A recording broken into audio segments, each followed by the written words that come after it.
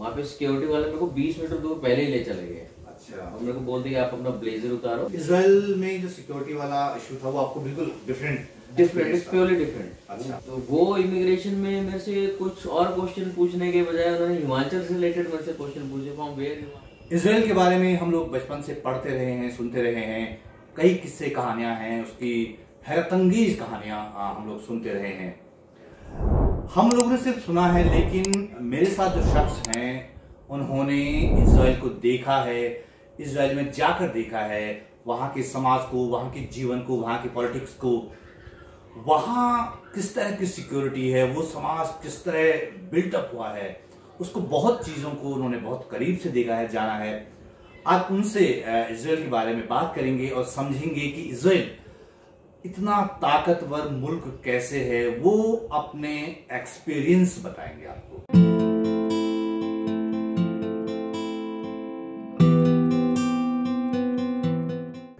तो निशांत से इजराइल के बारे में जानने से पहले के बारे में बता दूं, ये हिमाचल प्रदेश के मंडी से हैं और दिल्ली में जो हैं वो अपना काम करते हैं। निशांत, स्वागत है आपका मेरे चैनल पर। मुझे बताइए क्या काम आप दिल्ली में कर रहे हैं? बेसिकली मेरी अपनी कंपनी है अनदर वर्ल्ड इंडिया के नाम से, जो we are into purely travel. तो इट्स बीन नाउ 3 years। अच्छा। तो इजराइल में मैंने स्टार्टिंग 2018 से करी थी। फर्स्ट टाइम जो गया था मैं 2018 में गया था international Mediterranean travel mart attend करने के लिए, जो ट्रैवल बिजनेस से ही रिलेटेड होता है। अच्छा, उसमें मतलब पूरी दुनिया के ऑपरेटर्स, टूर ऑपरेटर्स, होटेलियर्स और बाकी ट्रैवल ट्रेड से रिलेटेड जो भी स्टेक होल्डर्स होते हैं, उनका एक ट्रैवल ट्रेड फेयर होता है। तो उसी सिलसिले में आप गए और उसके बाद आप 4 बार जा चुके हैं, आप बता रहे हैं? 5 बार जा चुके हैं। तो उसी सिलसिले में आप हर बार जाते हैं? तो आप जब पहली बार गए, आप 18 में शायद आप गए, तो आप तब क्या इजराइल के लोग को लेके आप क्या इमेजिनेशन थी, क्या आप इजराइल के बारे में जानते थे और क्या आपने देखा? मेरा फर्स्ट टाइम का एक्सपीरियंस इजराइल का बहुत यूनिक था, और मेरा जो एक्सपीरियंस था that starts when applied my visa actually. क्योंकि मेरी जो फ्लाइट थी वो 10th फरवरी की थी, and you will be surprise, मेरे को 8 तक पता नहीं था कि मेरे को वीजा मिलेगा या नहीं मिलेगा। अच्छा। और मैंने 8 को एम्बेसी में कॉल किया, 8 फरवरी 2018 को। तो आई स्पोक टू देम, तो उन्होंने मुझे कहा कि बस you were suppose to come for interview, आपको इंटरव्यू के लिए आना था बट आप आए नहीं, तो मुझे किसी ने इंटीमेट भी नहीं किया था। Then I went for interview, मैं इंटरव्यू के लिए गया, और मतलब वो मेरा बहुत अलग एक्सपीरियंस था, and clearly change the picture of Israel in my mind. How sensitive they are from security point of view. मैं गया तो पहले जो बाहर देयर वाज अ डेस्क था वहाँ पे, तो वहाँ पे सिक्योरिटी वाले मेरे को 20 मीटर दूर पहले ही ले चले गए। अच्छा। और मेरे को बोलते कि आप अपना ब्लेजर उतारो, and we need to check whether you are not carrying any kind of explosive and all stuff. अच्छा। तो पूरा चेकिंग किया। उसके बाद मैं अंदर आया, मेरा पूरे जूते, ब्लेजर, स्वेटर सब खुलवा के उन्होंने मेरे लॉकर में रख दिया। And you will be surprise, जो मेरी फर्स्ट इंटरव्यू हुई थी वो 1 घंटा की इंटरव्यू उन्होंने ली थी। अच्छा। और उन्होंने मेरा पूरा चेक किया, मेरा फैमिली बैकग्राउंड, मैं क्या करता हूँ, मैं विदेश में किस किस के टच में हूँ, अच्छा, मैं क्या काम करता हूँ, किसको ईमेल्स करता हूँ, हर चीज। अच्छा। और ये भी उन्होंने चेक किया होगा कि आप मिडिल ईस्ट में कहीं गए या नहीं गए? वो पूरा चेक किया कि have you ever been travel to middle east country, any of the middle east country. और जो सरप्राइजिंग चीज ये मुझे लगी कि उन्होंने मुझे ये पूछा कि have you been travel to Kashmir. अच्छा। बिकॉज वहाँ पे मुझे पता चला कि कश्मीर, स्पेशली कश्मीर वाला जो एरिया है, वो इजराइल में ब्लैक लिस्टेड है। अच्छा। उस टाइम वो ब्लैक लिस्टेड था। Any of the Israeli government don't allow them to go to Kashmir. Okay.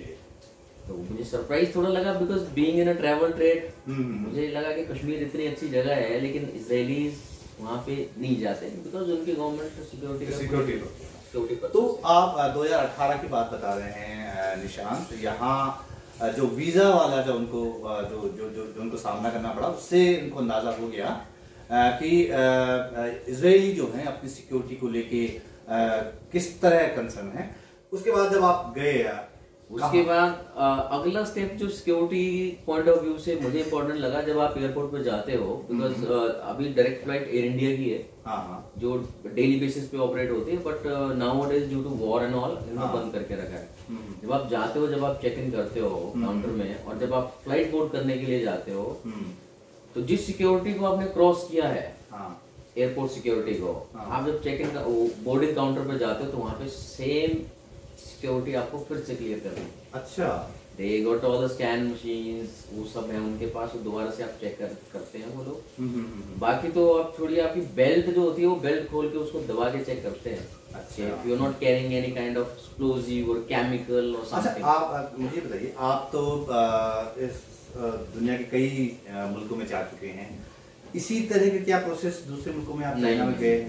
They are very liberal, I mean वो बहुत लिबरल हैं। मैं चाइना भी गया, मैं वियतनाम भी गया, for south east Asian countries में भी गया, लेकिन इतना सिक्योरिटी चेक किसी कंट्री में नहीं। इजराइल में जो सिक्योरिटी वाला इशू था वो आपको बिल्कुल डिफरेंट, प्योरली डिफरेंट। अच्छा, बिल्कुल डिफरेंट है। तो आप एयरपोर्ट के बाद, उसके बाद फ्लाइट बोर्ड करी, आप इजराइल जाते हो, सो आपको इमिग्रेशन क्रॉस करना है, आप फ्लाइट डिबोर्ड करके आओगे, आपको इमिग्रेशन क्रॉस करना है। इमिग्रेशन पे they ask you lot of questions.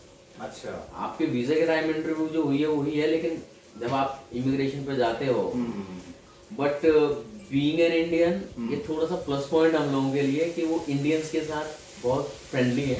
अच्छा, और बहुत लिबरल है। तो ये बात नोट की जाए, निशांत वहाँ गए, उन्होंने जो महसूस किया, उनको लगा कि हाँ, इंडियन और इजरायली का जो कनेक्शन है, जो रिश्ता है, वो दूसरे उसमें भी दिखा है, जो प्रोसेस है। तो हाँ, आप बताएं आगे। उन्होंने इमिग्रेशन पे मेरा पासपोर्ट देखा, तो फॉर्चुनेटली मेरा पासपोर्ट हिमाचल का था।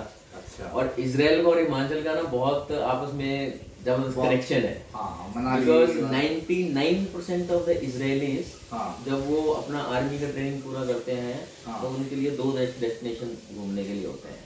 एक होता है साउथ अमेरिका और एक होता है हिमाचल। अरे वाह! तो देखिए, निशान जो है हिमाचल से हैं, और वो ऐसे मुल्क में गए, इजराइल में, उस कंट्री में जो जिनके लिए जो है हिमाचल, जो खासकर मनाली वाला इलाका जो है, जो उनके लिए वो डेस्टिनेशन रहा है। हाँ, आवाज बताइए। तो वो इमिग्रेशन में मेरे से कुछ और क्वेश्चन पूछने के बजाय उन्होंने हिमाचल से रिलेटेड मेरे से क्वेश्चन पूछे, from where you are in Himachal, अच्छा, how many time you have been to Israel, you know, I was in Malana, I was in Kasol. तो वो डिस्कशन उनका शुरू हो गया। एंड आप बिलीव नहीं करोगे, कम से कम 10 मिनट तक उन्होंने मेरे से वही डिस्कशन करी। अच्छा, हिमाचल के बारे में, उसके अलावा कोई नहीं, आप क्या करने आए हो, क्या नहीं करने आए हो, कुछ नहीं। अच्छा, एंड एक बहुत सरप्राइजिंग चीज है, हम जिस भी कंट्री में आज तक मैं गया, हर कंट्री का जो वीजा होता है वो आपके पासपोर्ट पे अटैच होता है, राइट, और उनकी इमिग्रेशन स्टैंप जो होती है वो आपके वीजा पे लगती है, बट इजराइल कभी भी आपका पासपोर्ट स्टैंप नहीं करेंगे।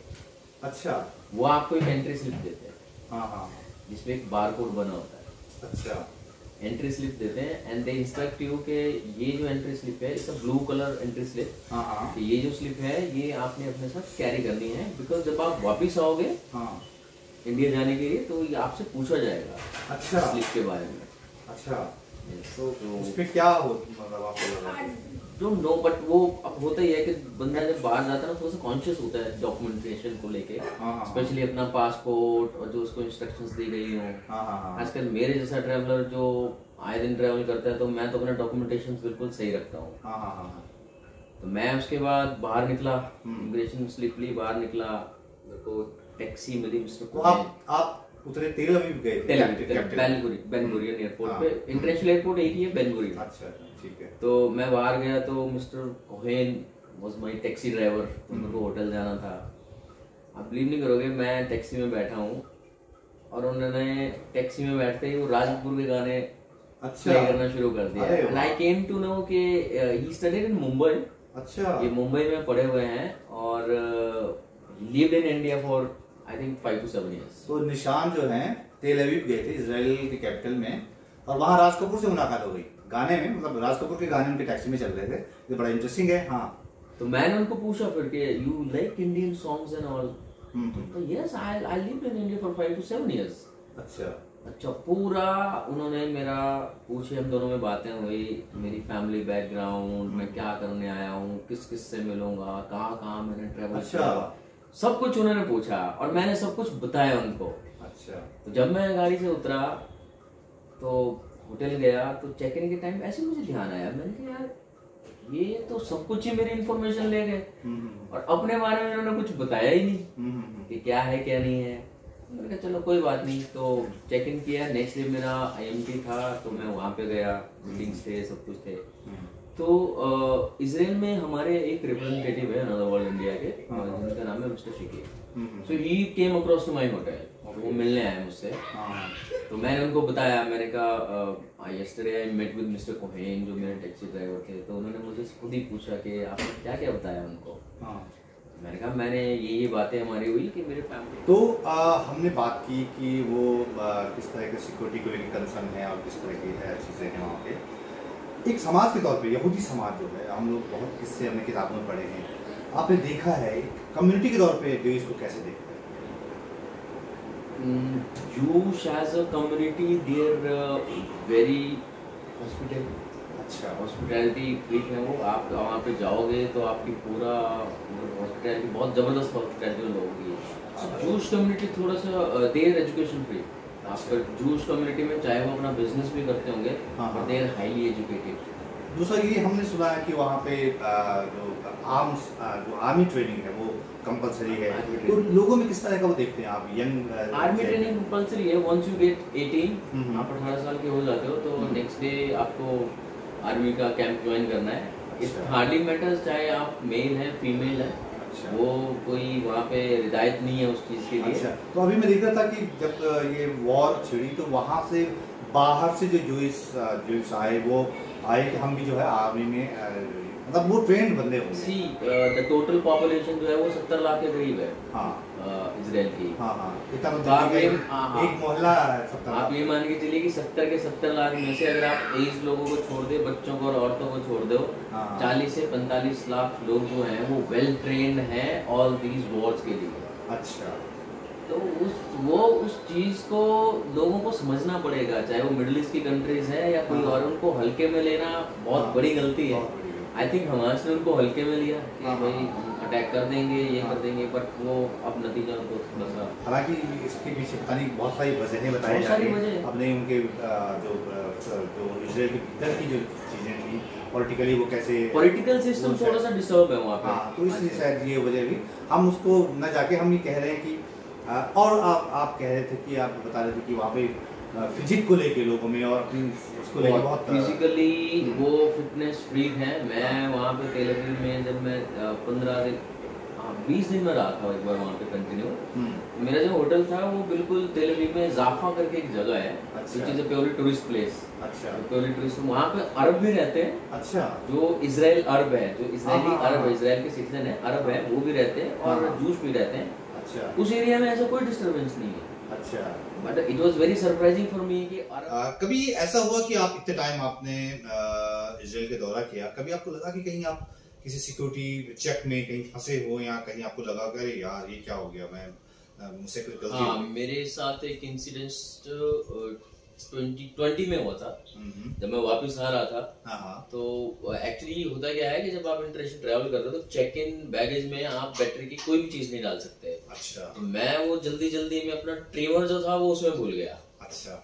और उस ट्रिमर के चक्कर में मुझे कम से कम 2.5 घंटे उनके इंटरोगेशन रूम में बैठना पड़ा। बाप रे बाप। उन्होंने एक ट्रिमर के चक्कर में इनको 2.5 घंटे जो है बिठा के रखा है कि क्या इसका राज बताओ, क्या है, क्यों आया, कहां से आया? वो पूरा उन्होंने किया। आइडली होता क्या, इजराइल जब मैं जाता हूँ तो वैसे तो हिंदुस्तान से जब बाहर आप जाते हो इंडिया से तो आपको 3 घंटे पहले एयरपोर्ट पे पहुंचना पड़ता है in case of international flights.